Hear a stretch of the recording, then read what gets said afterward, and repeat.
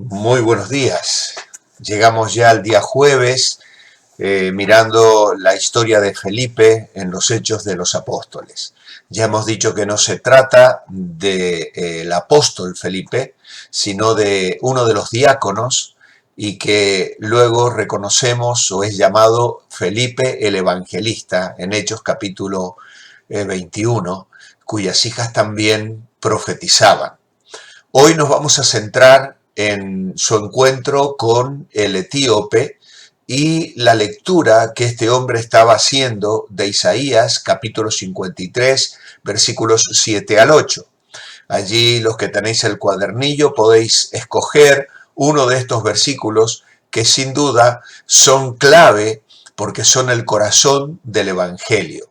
Y podéis escoger alguna de las frases que os llame más la atención y bendigan vuestro corazón. La idea principal que hemos mencionado esta semana es que Dios llama cuando considera oportuno y a quien considera oportuno.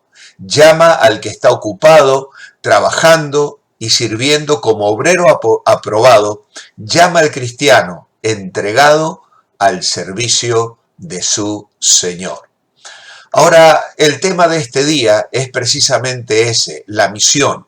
El hecho de que el Espíritu Santo guía a Felipe a acercarse al carro para encontrarse con un extranjero, y en el comentario del cuadernillo tenemos precisamente ese detalle. El pueblo de Israel no sentía mucho agrado por los extranjeros. Obviamente, el pueblo de Israel falló completamente en este propósito de Dios al formarles como pueblo suyo.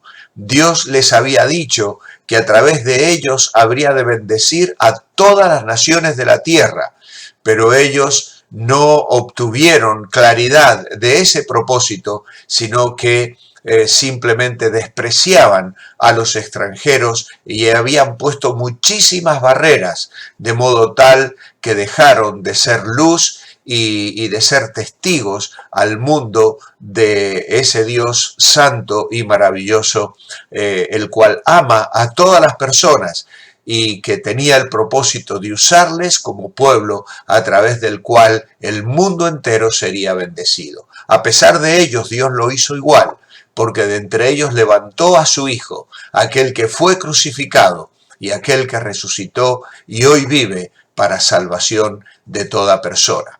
Ahora bien, hay dos cosas que hoy vamos a señalar. Primero, que debemos superar prejuicios, abandonar nuestros miedos y nuestra vergüenza a la hora de evangelizar. Y también quiero dejar con vosotros otra idea, que debemos utilizar la palabra de Dios al explicar el Evangelio. Son dos puntos claves que quiero destacar en este devocional. Ya hemos descrito que Etiopía está en África, al sur de Egipto. Es obvio que el eunuco estaba muy dedicado a Dios porque recorrió una gran distancia para adorar en Jerusalén. En épocas pasadas, los judíos habían tenido contacto con los etíopes, conocida en el Antiguo Testamento como Cus. Por ejemplo, el Salmo 68, versículo 31, dice: vendrán príncipes de Egipto. Etiopía se apresurará a extender sus manos hacia Dios. Y luego en Jeremías capítulo 38 y versículo 7 encontramos a un hombre etíope, eunuco de la casa real, el cual ve a Jeremías en la cisterna y se acerca al rey para implorar por la vida de este siervo de Dios. Así que ya había un conocimiento y un contacto con esta gente. De todas maneras, este hombre probablemente era un gentil convertido al judaísmo, pero como ya hemos dicho, en su condición de eunuco, tendría muchas barreras para llegar a cerca de la adoración genuina al Dios de Israel. Como estaba sobre los tesoros de Etiopía, su conversión le permitió llevar el cristianismo hacia las estructuras de poder de otro gobierno. Y este es el comienzo del testimonio del cual Hechos 1:8 había Jesús dicho, me seréis testigos hasta lo último de la tierra.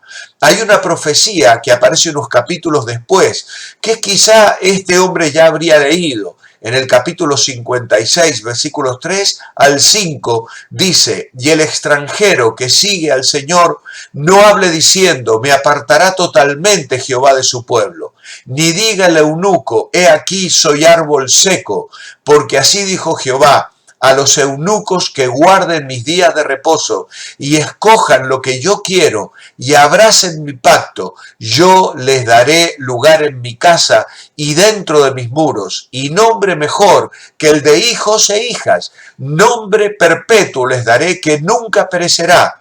Y a los hijos de los extranjeros que sigan a Jehová para servirle y que amen el nombre de Jehová para ser sus siervos, a todos los que guarden el día de reposo para no profanarlo y abracen mi pacto, yo los llevaré a mi santo monte y los recrearé en mi casa de oración. Sus holocaustos y sus sacrificios serán aceptos sobre mi altar, porque mi casa será llamada casa de oración para todos los pueblos. Este versículo nos es muy familiar porque lo usó el Señor Jesús cuando limpiaba el templo. Así que aquí vemos cómo ya el Antiguo Testamento anticipaba claramente que Dios habría de atraer hacia su corazón personas de todo linaje, de todo pueblo y de toda nación. Ahora bien, este hombre era un etíope de raza negra, lo cual ya era una dificultad entre ellos, pero además era un alto funcionario y Felipe en realidad era un don nadie. ¿Te puedes imaginar llegar hasta la limusina de un ministro de economía de un país poderoso? Pues ¿quiénes somos nosotros para dirigirnos siquiera a una persona de esta categoría? Pues esto es lo que le sucede a Felipe al tener que subir a este carro y hablarle a este hombre. Además, era un eunuco, alguien que había sido mutilado sexualmente. Y para los judíos esto también era un grave problema. Ellos habían sido enseñados desde tiempos muy antiguos que debían tener aversión hacia ese tipo de mutilación sexual. Y tal vez para comprenderlo podemos poner como ejemplo el rechazo que algunos pueden sentir ante la presencia obvia de un homosexual. Personas que necesitan el Evangelio y que son objeto del amor de Dios.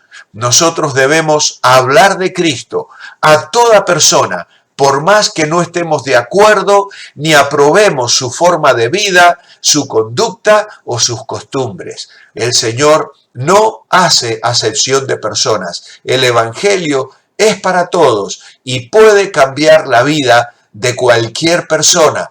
Así que nosotros debemos superar estos prejuicios, abandonar nuestros miedos, dejar de lado la vergüenza que a veces nos atenaza para que no abramos nuestros labios para explicar el Evangelio a las personas que lo necesitan. Y la segunda cosa que quiero dejar con vosotros en esta mañana es la importancia, la trascendencia, lo clave que es utilizar la palabra de Dios al explicar el Evangelio. Felipe le explicó el Evangelio partiendo de Isaías 53, que describe a un siervo sufriente que muere por los pecados del pueblo de Dios.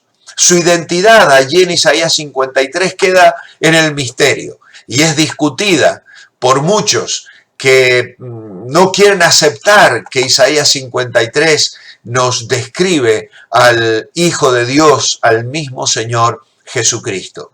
Lo que sí sabemos es que Felipe parte de este pasaje para compartir lo que él conoce de la palabra de Dios. Y nos dice en la Escritura que Felipe, abriendo su boca y comenzando desde esta Escritura, le anunció el Evangelio de Jesús. Felipe comparte lo que conoce de la palabra.